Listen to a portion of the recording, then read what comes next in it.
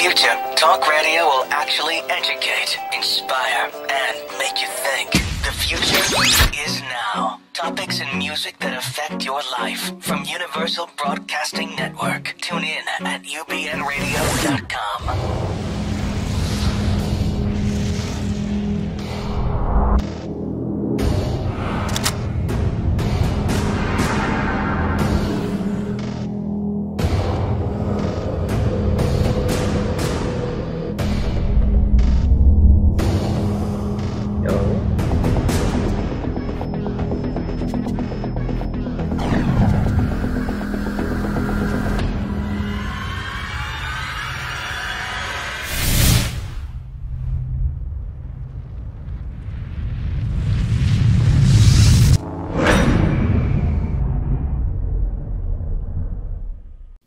Welcome back to Truth Be Told with Tony and Eddie, where we believe an experience becomes truth. I'm your host, Tony Sweet, and joining me in studio, world-renowned psychic Eddie Connor, and our very special guest co-host, multiple Emmy-winning investigative reporter, Anna Garcia. Also, please support our sponsors, Conscious Life Expo, by going to consciouslifeexpo.com to purchase your tickets for their February 2015 event. And we encourage you to take your mind on a literary journey by traveling over to adventuresunlimitedpress.com to purchase books from many of our famed experts featured exclusively on Truth Be Told. I'm Anna Garcia, and it's been 51 years since the assassination of President John F. Kennedy, and there are still so many questions left unanswered. Who really killed JFK? And I'm Eddie Connor. In our first hour, we're speaking with author Kenn Thomas on many of the conspiracies that shaped America to what it is today. Kenn Thomas works as a conspiracy writer and a parapolitical researcher. He's written books on the Inslaw Affair, co-authoring The Octopus with the late Jim Keith, and with Fred Krisman on the Maury Island Incident. Thomas has authored over a dozen books on various conspiracy topics. His latest project on JFK and UFOs are the possibility that 1947 UFO witness Fred Krisman was connected to the assassination of John F. Kennedy. And on that note, let's all jump right in. Ladies and gentlemen, please welcome Kenn Thomas.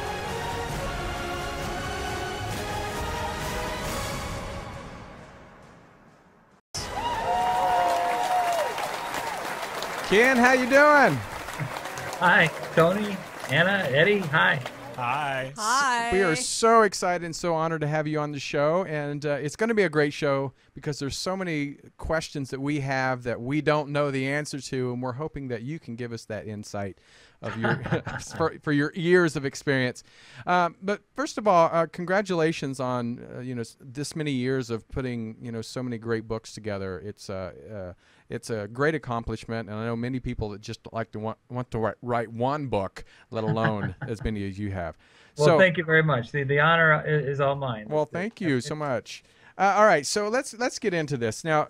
Kenn, you live in I think St. Louis, is that right? Yes. So, being from the Midwest myself, I'm from Kansas myself, and I know it's getting into the conspiracy theory of the government can be very scary. So I want to go back years ago. I'm about 5 minutes away from Ferguson, you realize. Oh wow, we may ask about that too. We have to ask about that. We really do. Of course. But I want to know how you, before we get started in all the conspiracies, how did you get started in being a conspiracy theory writer? Well, it was I actually started as kind of a generic writer, a freelance writer. I wrote for the local newspapers, and I had an interest.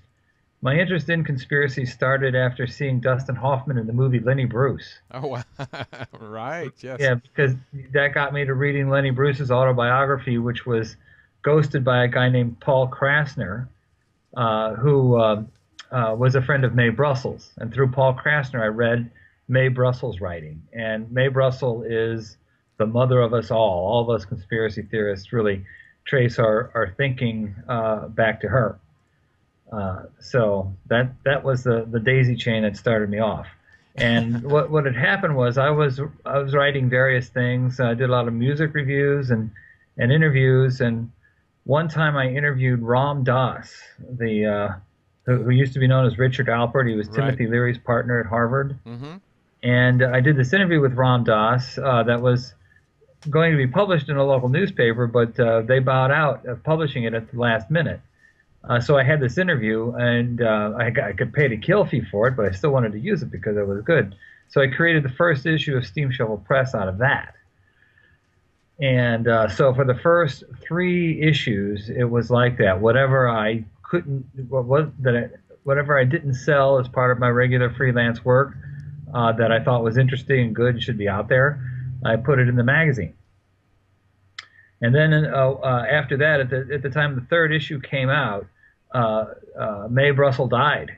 And the zines that I was reading that carried forth these kind of currents of thinking and analysis and research, one of the journals, a journal called Critique, the publisher found a guru and converted that journal into the homilies of his guru, so that was gone, and Mae Brussell had died. And it seemed, at the time, it seemed to me to be very important to, in order for this to keep going on, in order for there to be actually some kind of a community out there of people who studied what I call parapolitics, what everybody else refers to as conspiracy theories. It seemed to me Are in those order the for same? that to get... Yeah. I have a question. So you're saying that those 2 terms are interchangeable? Yeah, I'll say that right now. It sounds like you're going to challenge me on that. No, because actually this was one of the questions I had for you. I don't know what popular parapolitics is. So you're saying, is that like the new term for conspiracy theories? Well, popular parapolitics is actually the title of my last book. Okay. Oh, okay. Okay, so let's get that straight. But the term parapolitics, actually, I didn't coin it. It was coined originally by a researcher named Peter Dale Scott, who later abandoned it for a term called deep politics. I just simply didn't agree with him abandoning it. I thought it was the perfect description of what this is all about. Because conspiracy theories is dismissive, because the motto for Steam Shovel Press for many years was all conspiracy, no theory. Because in many cases, you're dealing with uncovered facts, hard-won research and understanding about what actually happened that's not really a theory so much. Now that prefix para means to run alongside, and we all know what politics is. We have to suffer through it every 4 years in the presidential level and a lot more frequently locally. But what parapolitics is the kind of politics that runs alongside the normal visible politics. And it seems to me to be the perfect description of what conspiracies are all about. Conspiracies are there to dig out what are the dynamics of the people, the real dynamics of the people there. What are the identities of the people behind the scenes? What were their motives? What were their agendas? And how do we bring that forward into the mainstream discussion, the way normal politics is? So, Ken, whenever people hear the word conspiracy theory together, I find that there's 2 kinds of reactions. One is people lean in and they whisper like, "What is it?" and the other people run out of the room screaming, thinking that they don't have all of their marbles. So, in your opinion, Ken, what makes a very responsible, grounded conspiracy theorist? Well, like I said, I eschew the term in the first place as a conspiracy theory. Right. If you've got somebody solid, you've got a solid researcher, and you don't even have to prefix it with conspiracy. It's like anything else. If somebody's, and it's really all based on the work. If you read something and it seems right to you, and you can match it up with other writing on the same topic and learn things from the fusion of the two, then you've got a solid piece of research. So I would say there's a good researcher, is the correct term for a good conspiracy theorist. But on one hand, on the other hand too, the bad conspiracy theorists are tools. I've never I've gotten in trouble, in fact, because I popularized some theories that were wrong, that were silly, that seem ridiculous. But to me, it's like a giant canvas that some of the sillier aspects of conspiracy theory have a place in the magazine, just so we can laugh at them, because we have to laugh at ourselves too. We can't take everything so seriously. That's a good perspective. So my feeling is, if you put the kind of the sillier things, I mean, the perfect example is David Icke, who had there's this cartoon version of David Icke that all he believes about are these reptiles and reptilians. So every time you see somebody who's like suspicious on the public scene, you know he's secretly a reptile. That is a cartoon version of David Icke, who's written, many books that are very, like 900 pages long. Yeah. Wow. And he's done a lot of different work, and it's all kind of worth reading and finding out where he's coming from. On the one hand, but just saying he's into reptiles is kind of a shorthand way of identifying who he is, and a doorway into hopefully. When you say that about him, you can tell the person you said that to that he's also written these books, and maybe you can learn something else that way. Are there trends in conspiracy theories? Like, can you tell based on the decade whether things change given the time and given what's going on in the world? Do those theories change, or are there some constants throughout? Everything. We live in a continuum of change. It's just kind of the nature of reality. One way of illustrating the point is the way people understand the Kennedy assassination. I mean, for many years it was the lone nut people versus the conspiracy people. That kind of changed when 9/11 happened. I think the ascendant theory of the Kennedy assassination now is that he was shot by 3 teams of 3 shooters, which would sound totally insane to somebody from, who's studying this in the mid-'70s, for instance. But today, when you consider that that's how 9/11 happened, 3 teams of 3 people, that's how we killed Osama bin Laden, was with a team of people.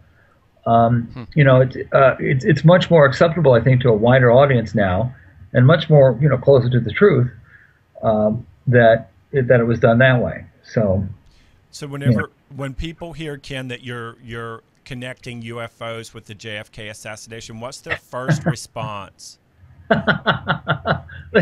What?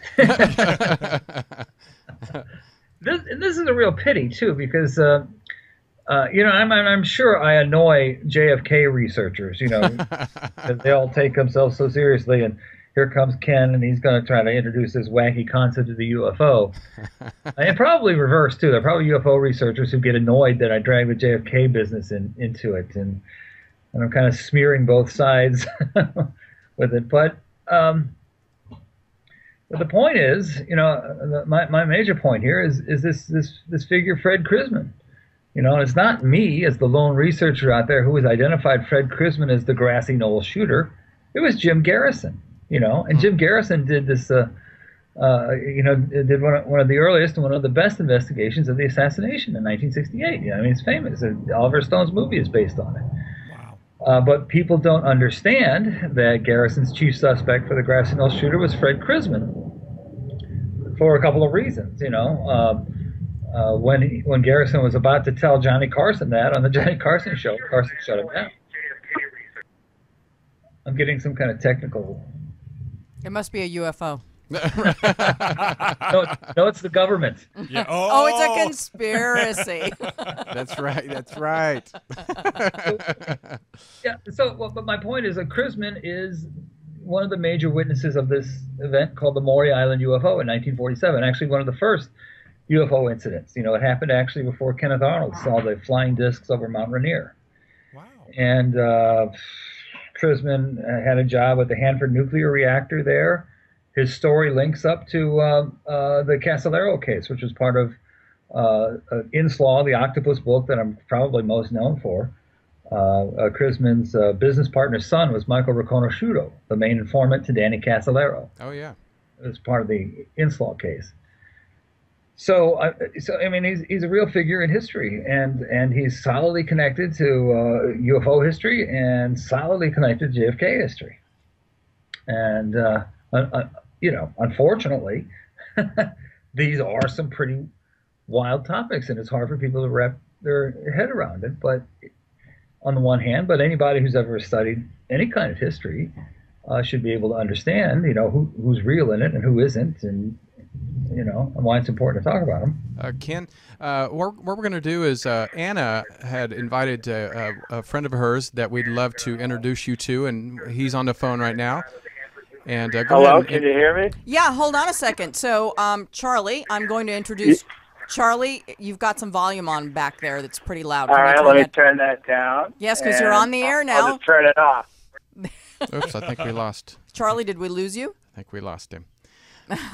I guess we'll have to call him back. Well, just so you know who we're waiting for Charlie Stewart, who was the executive producer of JFK Inside the Evidence, which was a special presentation on Reel's channel. And it was looking at what was proposed in the book JFK, The Smoking Gun. Ken, you still there? Yeah, I disappeared there for a while. I know. I missed like a minute. Well, go ahead and Anna's going to introduce you to a gentleman just called in because it's a friend of hers, and go ahead and introduce him again. Yeah, so I just wanted you to know what his background is. He's not a theorist. He's a journalist, and he put together a special for Reel's TV. He was the executive producer of JFK Inside the Evidence, and that was a special presentation that looked at a book called JFK, The Smoking Gun, and Charlie Stewart was the executive producer of this analysis, if you will, and he put together a panel of experts to look at what was being considered in the book and what was being put forth. So I'm just curious if every time there's a new theory or a new approach, how does that impact in any way your belief and your theories on what you believe happened? Yeah, well, this gets back to the paradigm shift I was just talking about. In my theory, my unified JFK theory, you've got 9 suspects. You've got 3 teams of 3 people. Plus, you have people like Ed Lansdale and Lucien Conein, who were handlers on the scene at the time. We have solid indications who some of these people are. Mm-hmm. We have Max Holland's fingerprint was taken at the book depository. Garrison tried to get one of the shooters from the Valtex building extradited from California, but Ronald Reagan refused to do it. We know who that guy is. We have these people. Now, the last lecture I did, though, was about who didn't kill JFK. And there are some people that I really don't think did. Yeah, I'm here. Woody Harrelson's father, another guy, Chauncey Holt. There are all these jailhouse confessions, James Bond. Just different things that don't really match the facts. But I'm willing to accept at least up to 11 people that were involved in the actual shooting on that day. Of course, it was a huge operation, so there were many planners too. So when a new person comes along, I just take that data and plug it into what I already know, and if it contradicts it, then I'm not apt to think about it much. I mean, there was just recently at the Steam Shovel Press Facebook, we had this discussion about, I played in response to the Ferguson business, I played on the Facebook the video of Robert Kennedy's talk after Martin Luther King was killed, and how he was trying to chill out the African American community after that. And in the course of the discussions, I said I don't know of a single theory that suggests that Kennedy was shot by a black guy. And as it turns out, there was somebody out there who said, "Oh yes," and there was a witness. One of the witnesses told the Warren Commission that he couldn't tell whether the guy was a black guy or a white guy. And then, according to this researcher who got it from a news program assistant director, that witness's family had been threatened, and that's why the guy didn't say that he was black. I mean, it was all very, very obscure, and it was all based on the idea that in this talk that Kennedy gave, he says, "My brother was killed by a white man," and the researchers that were reading Steam Shovel were taking that to think that RFK was buying into the lone nut theory. and that's why I came up with my concept. Well, I don't know anybody who thinks that JFK was killed by a black man. And at the time, I suspect what RFK was referring to in that speech was LBJ. I think his suspicion was that LBJ was at the head of it, was the chief planner, killed by a white man, that guy, not Lee Harvey Oswald. And this whole business of this one witness who might have thought that, who couldn't tell from looking in the sixth floor window if the guy was black or white. I mean, that to me is kind of arcane, picayune researcher trivia that often blinds people to the larger picture. Charlie, did you when you did the is it a documentary you said it was, or just a It was a live show, wasn't show. it, Charlie? You had a panel you put together? What we did was we had a panel of experts. We got together with two book authors, one investigator, Colin McLaren from Australia, who wrote The Smoking Gun, and another guy, Bonar Menninger, who wrote Mortal Error. And it was called The Shot That Killed. What do you mean, good Lord? This is a theory. And Bonar Menninger. He wrote a book it was about the shot that killed JFK, and it's a theory, and it doesn't matter whether you believe it or not. But it can be a credible theory, and depending on what you believe.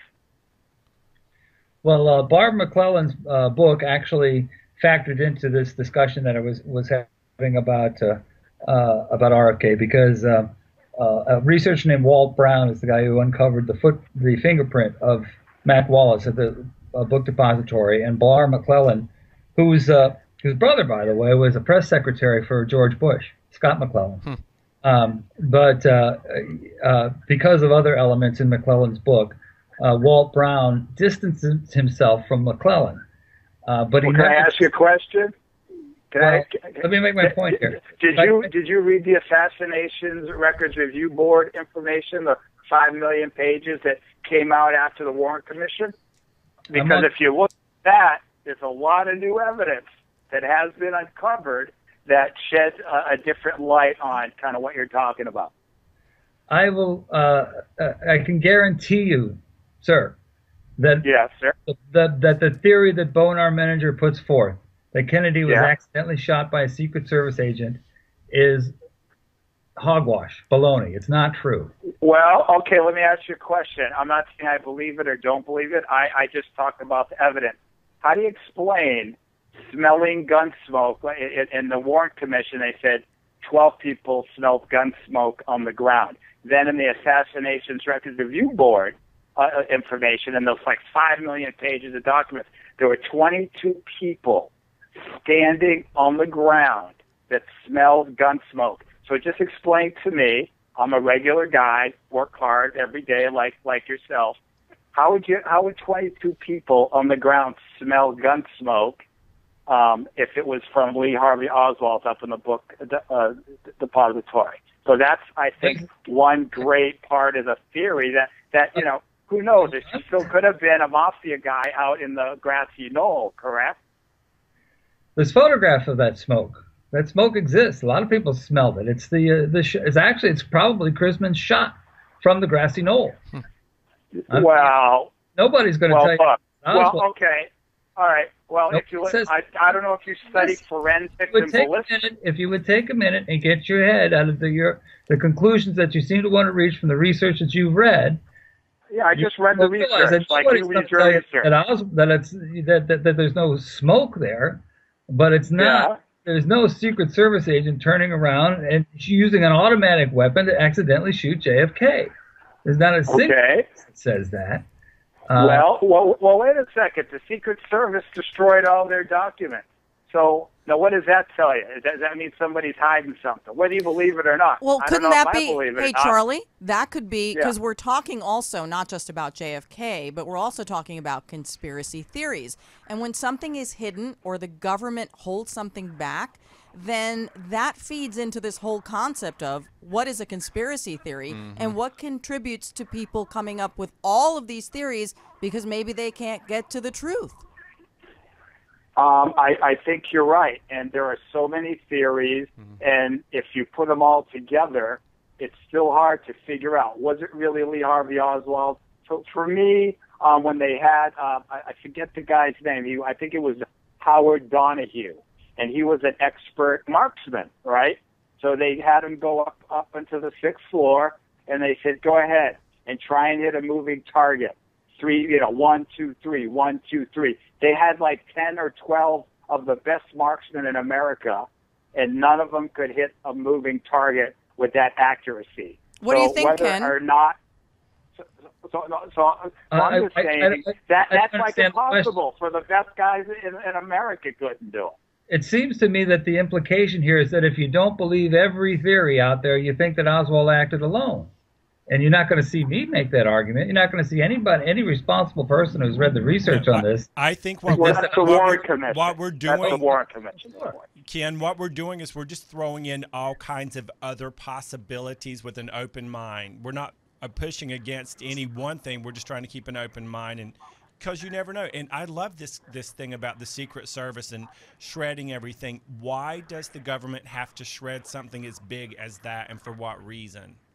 Right, or why are there, 28 pages that are missing from the 9/11 Commission report? Why are those still classified? Every time there is a major tragedy incident, why is it that the government will hold back some documents? Now, there may be good reason for it, I don't know, but Ken, do you believe that the withholding of documents leads to this suspicious thinking and then the building of conspiracies?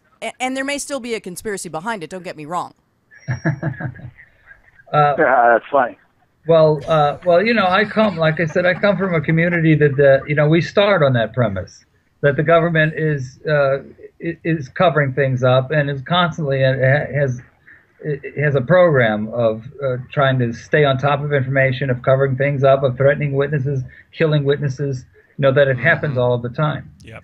On the one hand. On the other hand, we're here, and the people who are dedicated to trying to figure it out. And there are means, and I will be the first person to tell you that they're weak compared to the strengths of the government in covering things up. But they're I've done many Freedom of Information Act searches, for instance, and we've uncovered a lot of things, and we know more now the Kennedy assassination than we did before. And there are ways of beginning to understand this stuff. You don't just throw up your hands and say, well, the government is just going to shred it all, and that we can't know it. There are things we can't know because they do have an effective program, but there are things that we can know, and that's what I'm dedicated to, and the people that I've worked with over these years have all been trying to do. Well, and Charlie, I'm gonna go ahead and thank you for calling in, because I want to move on to some other of Ken's books and stuff. But thank you so much. We'll have to have you on in one of our future shows. I know you're fabulous, Charlie. Well, thank you for having me. It was a pleasure meeting all you guys. Thank you very much, and Anna. All right, thanks, Charlie. Thank you, Charlie. Bye-bye. And thank you for allowing us to do that, Ken. I really appreciate that. Well, I'm sorry. I can only disagree. I'm only disagreeing strongly. I have no personal animosity toward any of these researchers, but it does kind of get me at times that people think that there are only two ways of looking at things. You either believe in conspiracy or you don't. Because I believe in conspiracies, but not all conspiracies are the same. No, I totally agree with you.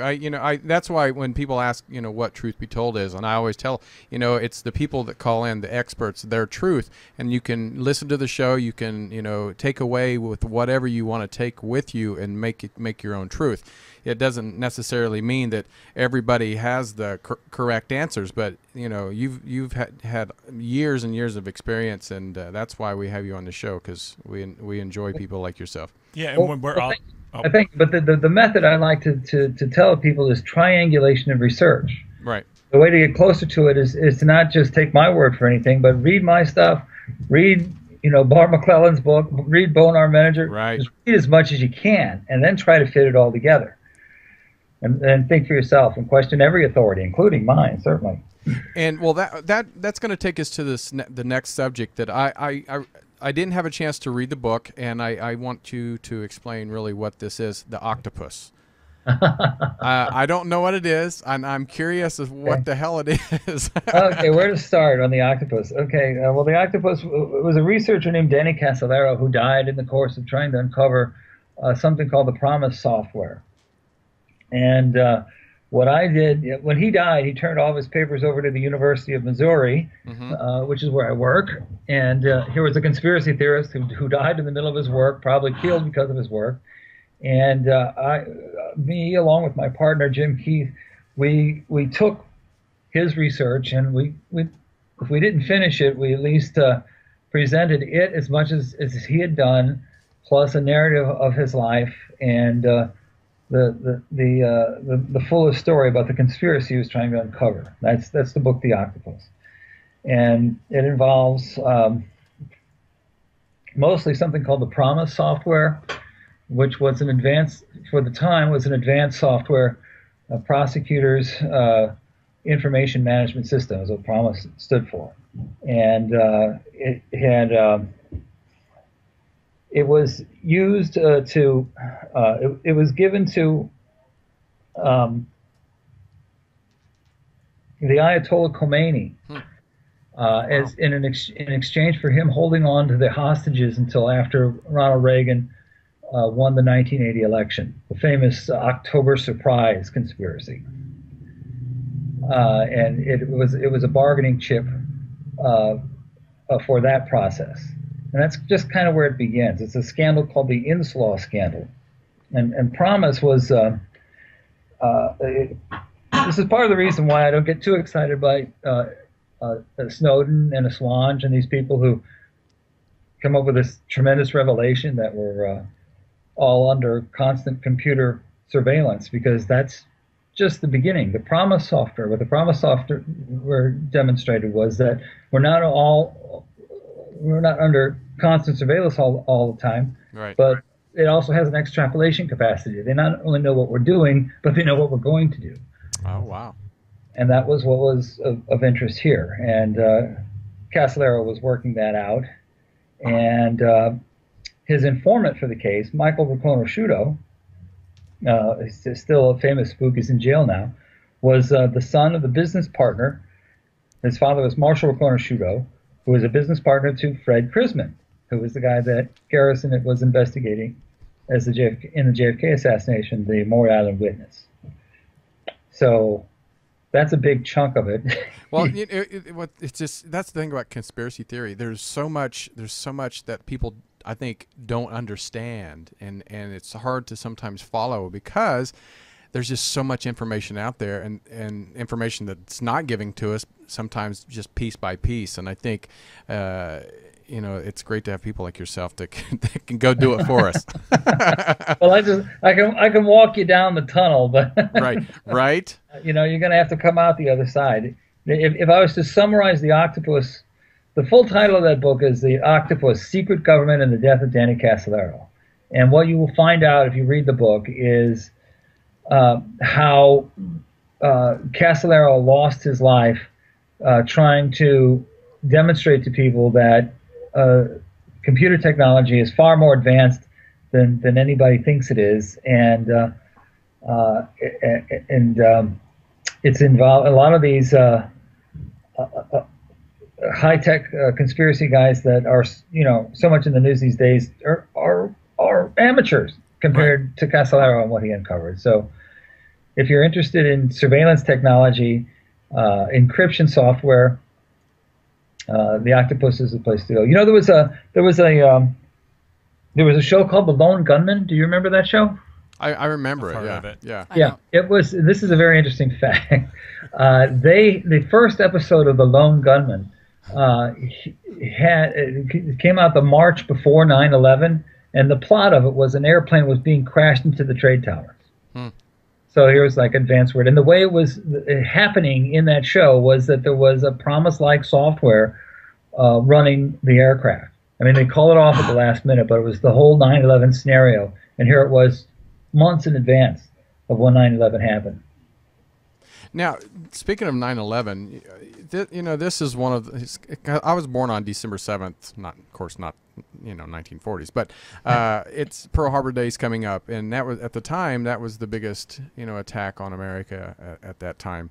And now 9/11 has of course made history, becoming the biggest of all time for civilians. When you researched this, what was your biggest surprise? Because this is dealing with current governments, not something 40, 50, 60 years ago. What was your biggest find that surprised you when you were researching 9/11? Well, 9/11 itself was a big surprise to me. I was over at a girlfriend's house, and I was making breakfast, and I watched the second plane hit the tower, and I went back down to the bedroom and shook my girlfriend and tried to tell her, and she rolled over and said, "Ken, you and your conspiracy theories." And I always remember that because I think that was the moment when I was vindicated. I've been ever since that time. I've been considered less of a nut than before then. Right. And it's not a good thing. I mean, the world is caught up with what I've been saying for years about how insane it all is and how wrong it all is. Well, I don't know. Does that answer the question? Well, yes, but when you looking into the government and how they can manipulate and the secrets they keep from us, do you feel that our government either knew, was a part of, or had a hand in this attack of 9/11? Yeah, I think it was half perceived, half created. As I recall,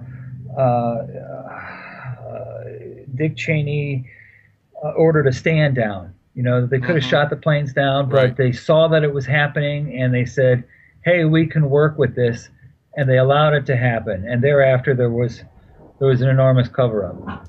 I went to the hotel that's right across from the Pentagon with John Judge, the great conspiracy researcher who just died, and Len Bracken, another friend of mine. And we talked to all the personnel there, and to a person, they said that every floor of that building had video cameras trained to where they could see what that plane hitting the Pentagon. Well, many, many years later, there was a lawsuit against the FBI where one of those films was finally uncovered, which proved that what they were saying was true. But that was a clear example. The FBI went in and confiscated all that surveillance footage, and they're still sitting on most of it. So you can see the ongoing. The process is there's always a clampdown because they don't really know. A lot of times when these projects take place, they don't really know what their involvement is. So they just sit on it all and then kind of parse it out to people if you demand it through the Freedom of Information Act or through some other means. Yeah, it's so scary to think that a lot of people don't believe that our government would ever do that, but they've been doing this sorts of things for years. All governments. I know, wasn't there a time in 1960s when Johnson sank one of our own ships? Gulf of Tonkin. Yeah. Thing, yeah. Well, Johnson reversed. Remember, JFK was pulling us out of Vietnam. He was reducing troops, and the day he was killed, Johnson signed the executive order that reversed that. That led to the increase in the troops in Vietnam. That's part of Garrison's theory about Fred Crisman, is that Crisman was working for Boeing, and a contract that was supposed to go to Boeing, instead Kennedy gave to General Dynamics, and it all had to do with developing weapons for Vietnam. That pissed somebody off. and because of the change of contracting, that's how Crisman got involved. And that's that's basically what was happening. That's why JFK was killed, because he was become a peacenik. He started dropping acid with one of Leary's graduate students, Mary Pinchot Meyer, and he was beginning diplomatic initiatives with Cuba and Russia. And he was like everybody else in the country in the 60s. He was becoming like a hippie guy, and peace man. And they couldn't have that because enormous money is made off of weapons.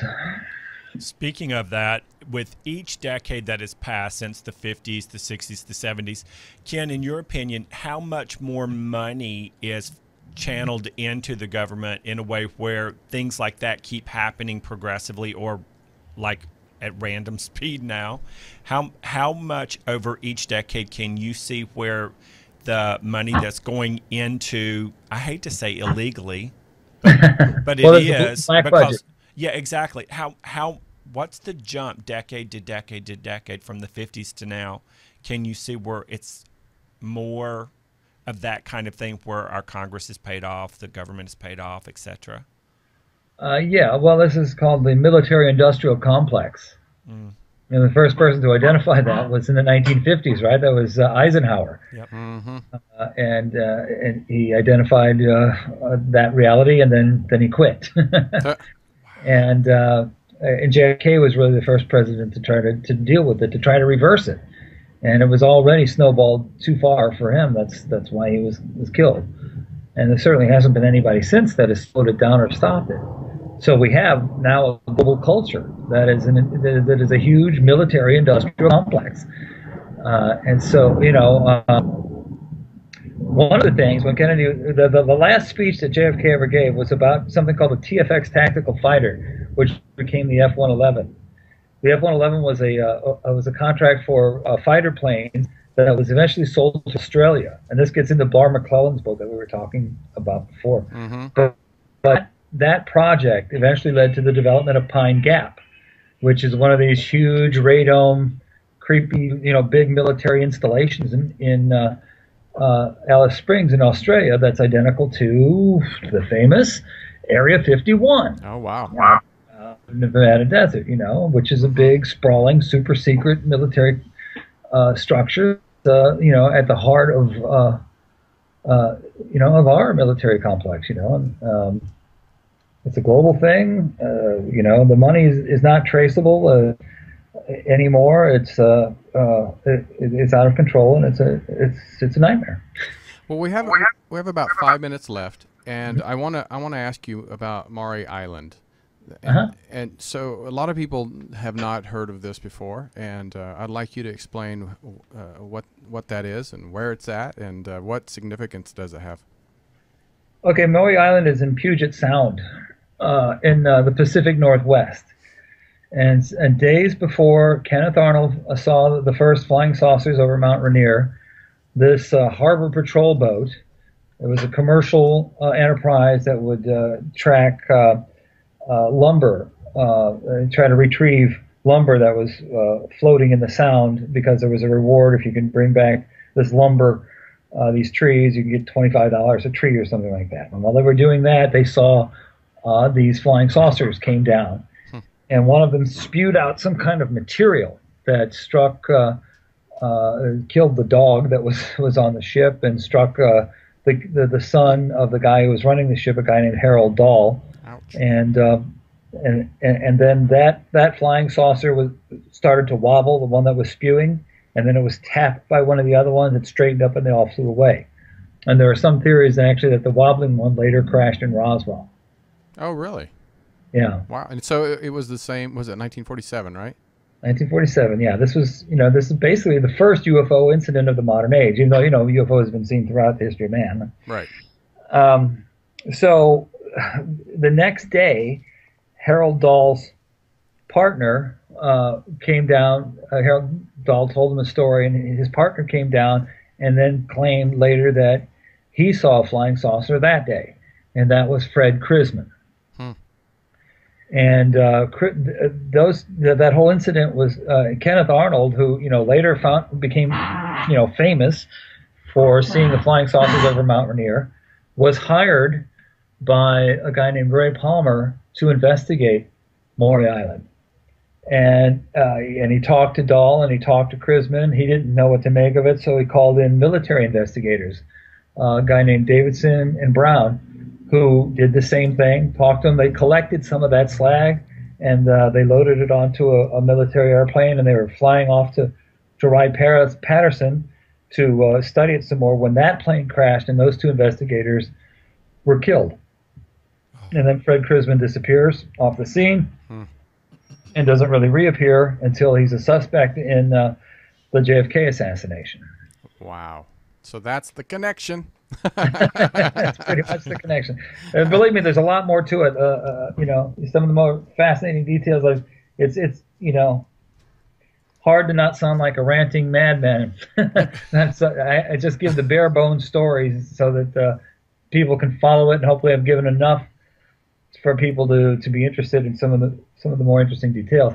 I mean, this guy Palmer, for instance, who hired Kenneth Arnold to investigate Krisman and Dahl, was famous for publishing stories of the Shaver mystery in his pulp magazine called Amazing Stories. And the Shaver mystery was this whole legend of these underground creatures called the Deros, that people around the world would write into Amazing Stories and say that they ran into these little creatures who looked like the Roswell Grays, and they'd have encounters with them. So the first time actually Fred Krisman is on the scene is he's writing one of these letters that gets published in Amazing Stories saying that he encountered one of the Deros when he was with the military at Burma. So that's pretty amazing. there are many dimensions to these that's things. pretty amazing. This actually. may seem like an odd question, but so what was Fred like? Like, you've told us about all these different incidents that you believe he was connected with, Great but question. but who was Fred, and what was he like? Oh, I love that. Well, many people think that he was just some kind of a con man. Many people think he was a CIA operative. What was he like? Well, I can tell you one thing. He himself said that he thought. Do you remember this old television show called The Invaders? Yeah. Yeah. He said that he thought that show was about him. Oh, really? Yeah, and actually. Is your phone ringing? I'm sorry, Do you need to get that? Hold on. Apparently so. Is that Fred on the phone? Yeah, Fred. I'm afraid not. It's a different conspiracy. Yeah, right. Love that. The script consultant to The Invaders was a guy named Mark Felt, who history now recognizes as Deep Throat in the Watergate story, right? You know Mark Right. Felt's name? Mm-hmm. Yeah, he was a script consultant in Martin Productions who produced The Invaders. So he's a famous Watergate figure, and the two other people that are considered part of Krisman's team of three shooters, the three tramps, you know, in the rail yard. Mm-hmm. One Right. of them is Krisman, the other two are E. Howard Hunt and Frank Sturgis, the two Watergate burglars. Go you. So, How yeah. do you keep all that information I mean, in that your goes mind? to what kind of person was Krisman. He hung out with those types. How do you keep all that information in your mind? That's a lot. Good job. That is a lot. Yeah. And Ken, Well, people who are interested in your books and your websites and that sort of thing, please tell them where they can go to find all of your great information. Well, I've been conducting a regular discussion on Facebook now. The way to find it, the name of my magazine, for years I published a conspiracy magazine called Steam Shovel Press. Right. And I still have a website out there that I don't use much. It's called steamshovelpress.com. But if you want to find Steam Shovel Press on Facebook, because of weird naming conventions that Facebook put me through, you have to look up press. It's a conspiracy, isn't it? Yeah, Facebook drives me crazy. Yeah, you got to look up Press Steam Shovel, not Press Steam Steam. Shovel Press. Okay, that's good. So if you find Press Steam Shovel and join me on Facebook, you'll have these things discussed. The hard copy magazine is making a comeback. I'm currently working on a new issue. It'll be the first issue in 5 years, I guess now. Wow. Yeah. So to find out about that, anybody can contact me at k23thomas@yahoo.com.